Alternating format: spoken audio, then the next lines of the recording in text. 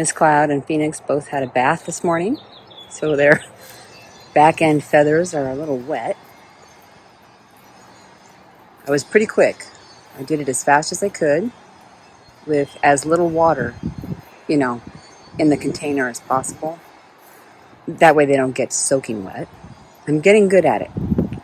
I'm getting better and better.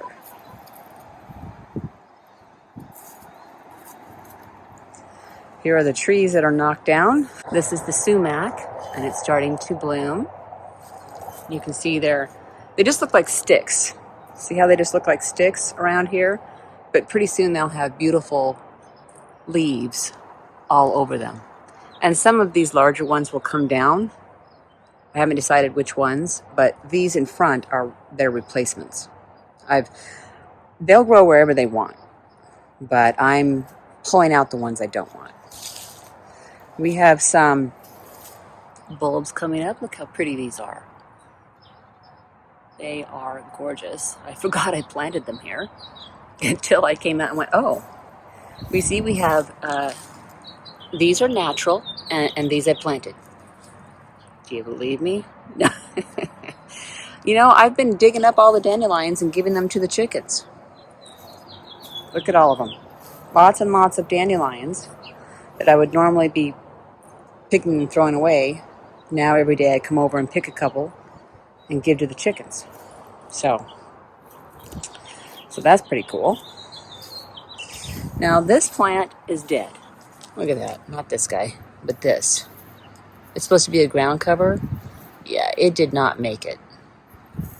I haven't pulled it out because you never know. Maybe something will sprout up. But so far, he's dead. All right, let's check on the chickens real quick. This is the burning bush that's not burning yet. Hello, ladies. Are you finding worms? Of course. Of course we are. Hey, why don't you come with me? Come on. Come on, chirp, chirp. Come on. Come on. Let's go. Come on. Chirp, chirp. There we go. And PK's thinking about it. You gonna come along? All right, here is a tree we planted in the last couple of days. This is a Canada Red. And, man, it is, hold on. Yeah, these flowers have an amazing scent. Yeah, they do. There's a stump over there. And then there's this one. This is a beautiful tree that will have heart-shaped leaves when it starts to bloom, or when the leaves come out. This is called a lavender twist redbud. Okay? And this ground right here is horrible. It was clay. And I'm not just, it's a little bit of clay. No, I mean it was solid chunks of clay. And so I'm hoping these trees will make it. Once they get to the dirt out here, we try not to put too good a dirt in there, if that makes any sense. I've been told if you put dirt in that's super nutritious, got everything, and it's great, when the roots get to the actual soil, it'll stop growing. Here's the raspberry shrub that I planted last year. I don't know. Usually the berries will come on the old stuff, the old branches, I guess you'd call it. But these are pretty beat up.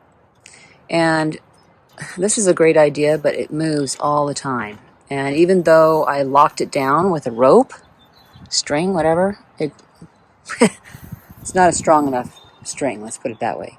So I need to secure this better so that it doesn't, sway back and forth with the wind. And we get some pretty strong winds here, which in turn will break the stems. You know what I'm saying? So it's useless if it's breaking everything. Let's go over here real quick. Hello. Hi. Yes. So over here, I have some lettuce. And You know, eventually the chickens might find that. I'm trying to keep them away, but we'll see. And these are peonies. And they will provide shade for the lettuce. Come on. Let's not go eat the lettuce right now. Come on. Come on. Here is the lilac bush that's coming forth, I should say. Here is a serviceberry tree. I have 3 of these. This is a spring snow crab apple tree. Crab apple tree. There's the apple tree I showed in another video. This is 3 apples in one. Gala, Honeycrisp, and something else I can never remember the name of, which is why I left the tag on. Gold Rush. Now the Gold Rush, I'm told, is a super pollinator, which will help other apples to come forth. No idea if I'll get any this year. Of course, here are the compost piles that I have going on. And I had Michael keep these, the trunk of the trees and some stumps, and I'm going to use them to redesign this area. Over here I have potatoes planted in this spot and in the bucket. I'm not sure which way is going to work best. I've done it in the ground before, but I've heard in the bucket is really nice because then you can just dump it out. And you know, you don't have to worry about digging right into a potato, which is what I do. Here's the other serviceberry. Ladies, I just redid that yesterday. I'm like, yeah, well, we're gonna dig through it. Okay. We really need to replace this fence someday. And technically it's not our fence, but we don't mind going halvesies. We went halvesies on this fence. Very, very expensive because of course we got it when the wood was the most expensive. And I have a video where I painted this. And now that the weather's getting good again, I'm going to paint this leftover corner and the gates out front. Okay. First, we close this door. These are the boards that go inside the coop. Let me show you that real quick. I have lots of videos showing the inside of the coop. Putting insulation in, rearranging these perches, trying the deep litter method. Right now I'm not doing deep litter. I just have a little bit of the pine shavings in here. And the sun's kind of in the way. There we go. You see this strip right here? That's where I put the board. Now, I'm not going to put the board in there because I just washed them off. Because it's so sunny out right now, I just sprayed them down with the hose and I'm letting them dry in the sun. But the reason I do that is I put them underneath the chickens. And every night I come out and I take note of who's in what position on the perch. That way, and then when there's an issue, I know who's got the issue. And we've had issues. Eggs that are super soft shell, eggs without shell, eggs that are just yolks, and I need to take note of that. They're very flighty lately. They really are. Okay, ladies, let's go. Come on. Where's Spitfire? Come on. She's on the other side, of course. It's going to totally mess this up. Come on, Spitfire. Come on. Chirp, chirp. Get over here.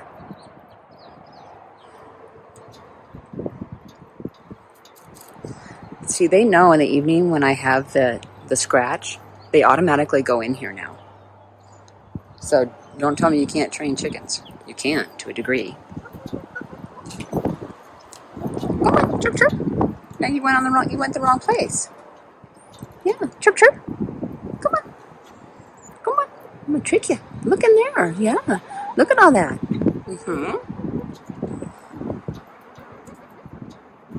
No. Well, that means, what are you guys eating? What you got? What is it? Oh, I know what that is. That. Come on, chirp, chirp, chirp, chirp. Now I got him. This is flock block stuff. Come here, chirp, chirp. Come on, chirp, chirp, chirp, chirp. There we go.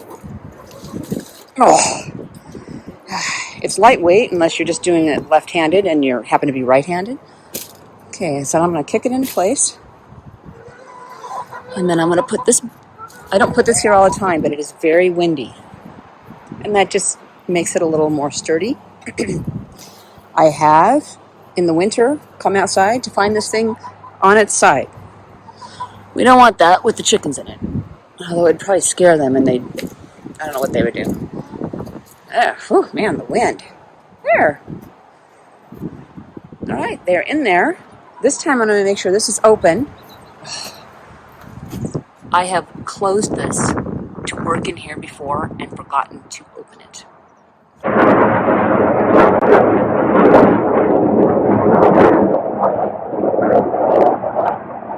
This wind is getting worse.